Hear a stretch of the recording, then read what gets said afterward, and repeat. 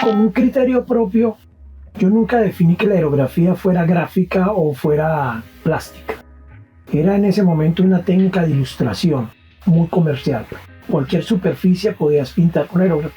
Lo que tú tenías que tener en cuenta era que el pigmento se adheriera a la superficie, algo muy técnico. Cuando yo llego a Arte y Fuego, a la empresa, adaptamos los pigmentos de alta temperatura al aerógrafo. Y ese creo yo que es el aporte que yo le entrego al muralismo, ¿sí? Por la cual yo llego a ser invitado al estado de Hidalgo, allá en Pachuca, donde hay un evento internacional con algunos artistas de Marruecos y de México, y yo iba representando a Colombia, irónicamente. Entonces, adaptar el aerógrafo a los pigmentos de alta temperatura y poder trabajar con la nobleza del mecanismo, pues eso me ayudó a destacarme dentro del muralismo en cerámica. El muralismo tiene muchísimas técnicas, pero nosotros, a lo que los mexicanos llaman la mayólica, yo le incorporé el aerógrafo. Entonces esto me llevó a mí a talleres en Dolores Hidalgo y ahí compartí con ellos y ellos se dieron cuenta de qué manera podían usar el aerógrafo hacia la mayólica, que es la técnica de ellos. Entonces todo ese intercambio de conocimientos de ellos que manejan muy bien el color y la parte técnica de cada pigmento, porque los colores no, por ejemplo, no se llama amarillo, sino cadmio, y el azul no se llama azul, sino se llama cobalto, como la tabla periódica. Es la formulación, ¿sí? Y las variantes de quema de acuerdo a la temperatura. ¿Sí? Eso hay una cantidad, es un mundo fascinante, lo que llama la alquimia de la cerámica. Entonces conocer algo de ese mundo también es importante. Eso pues me llevó a mí a México, y en México me encuentro yo, volviendo a lo de la aerografía, cuando me doy cuenta que Siqueiros usó el aerógrafo.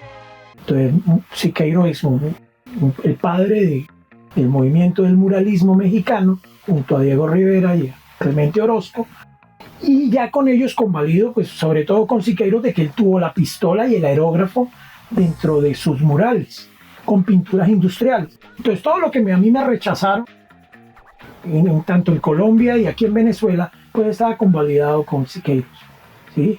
Aparte de darme cuenta que Jackson Pollock fue asistente de Siqueiros, y que él, su técnica de happening, de salpicado de pintura, que era su técnica, ¿sí? El dripping, pues era encontrarme con muchas cosas que es la historia de México. Las pinturas, todas las pinturas industriales, sintéticas, todo lo que es polímeros, todo nació con Siqueiros. Y por eso se llama el Poliforum, por eso se llama... todo para Siqueiros es poli, ¿sí? Polímeros, Politécnico, el Poliforum.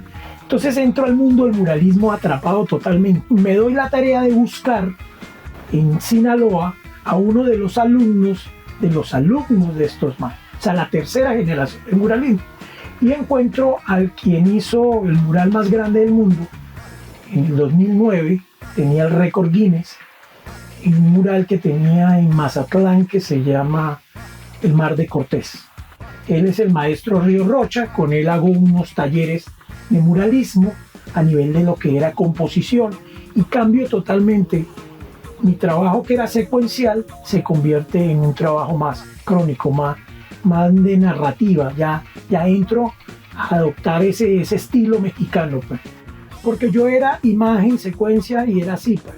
Todos mis murales hasta el primer viaje de México eran secuenciales, ¿sí? Nunca llegué a explotar como es en México, que es un personaje principal, personajes secundarios, y había todo lo que el hombre había creado para narrar esta historia, y aparte todo lo que era el paisaje.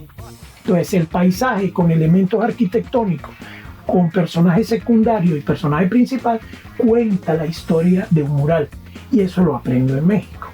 Entonces ya sigo más la corriente del muralismo, y después hago contacto con la Escuela de Muralismo Siqueiros, que conozco al director, que es Jesús Rodríguez Arévalo. Él me invita, llego a México, y de él aprendo todo lo que es los sistemas poliangulares de Siqueiros, el cómo se hace un mural.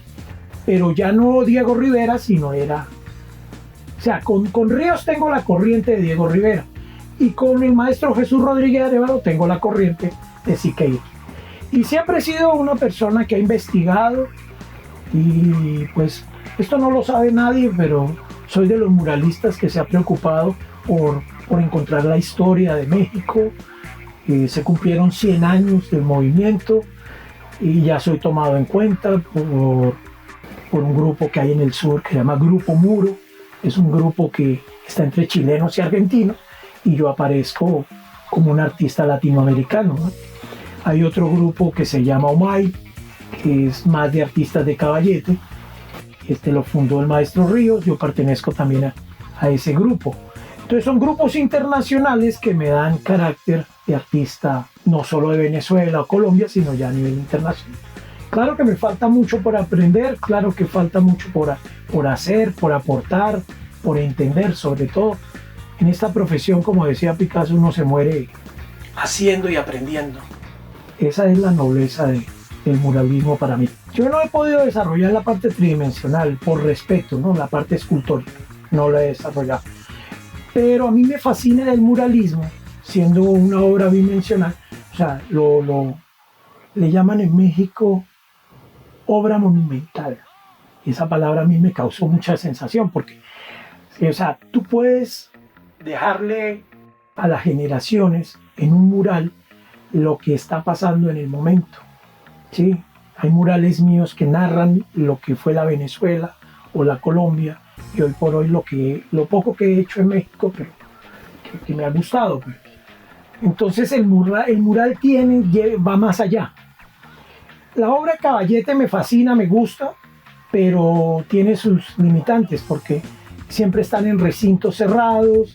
La obra Caballete está en museos, en galerías, en ateneos y muy público selecto que les fascina el arte es el que llega a apreciar la obra y algunos llegan a entenderla, mientras que el muralismo va para todas las clases sociales, va para las masas, va para el común, pues es una obra entregada a cualquiera que lo aprecie.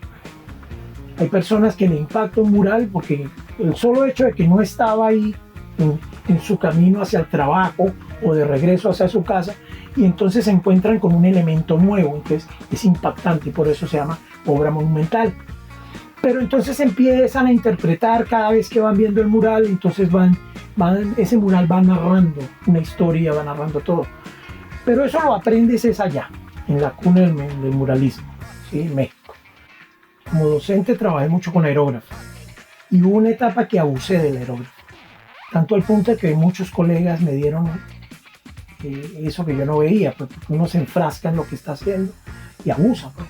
Entonces hubo un gran artista que me dice a mí, mira Chema, te tienes que experimentar otra cosa, tienes que enriquecer la obra con el pincel, con las texturas. Pues yo hacía muchas texturas visuales y había que hacer texturas táctiles para enriquecer más la obra, para que fuera más plástica. Hoy por hoy arranco siempre con texturas, con pincel, un poco estarcido, esgrafiado y al final, como soy diestro con aerógrafo, le doy detalles, que ese es el sello, ese sería. Pero ya la obra tiene un proceso. Primero trabajo con gesso, texturas táctiles y después voy matizando y voy trabajando y ya después le meto pincel, que eso me lo dio el muralismo. Hay cosas que no te va a dar el aerógrafo, ¿sí? Te lo da otra técnica y combinadas queda espectacular. Entonces la obra gusta de esa manera. He podido desarrollar lo que se llama estarcidos esgrafiados con aerógrafo y al final se llama técnica mixta. Pero por decir algo, en el 90 era 100% aerógrafo, un cuadro mío, todo aerógrafo. Y era donde todo el mundo decía, no, ya sí, eres bueno con el aerógrafo, pero a la obra le falta, tienes que evolucionar. Y ya hoy por hoy puedo decir que solo tiene un 30% de aerógrafo. Y el otro 70% es técnica mixta, de pinceles, bases, manchas, chorreados, todo lo que se conoce como estarcido y esgrafiado. Entonces esa es la técnica y la aplico para el mural y para la obra Caballete. me funciona bien, gusta bastante. Y siempre con la parte figurativa, ¿no? El rostro de la mujer o algunos labios carnudos que se venden muy bien hoy por hoy, antes no. Y sí hay demanda, ¿no? Hay demanda. No es como uno quisiera, pero gracias a Dios sí, y hay gente que te ve y dice, yo quiero hacerme una obra tuya. O sea, apuestan. Y eso es lo importante, que como artista, pues un coleccionista diga, no, yo quiero un cuadro. Claro, no es la demanda que, vuelvo y te repito, que uno quisiera, ¿no? Uno quisiera pintar 10, 20 cuadros para comercializarlos. Pero yo pienso que eso se va a dar poco a poco. Todavía me falta mucho. Con 52 años me falta mucho por recorrer. Y bueno, espero y aspiro que todo se dé.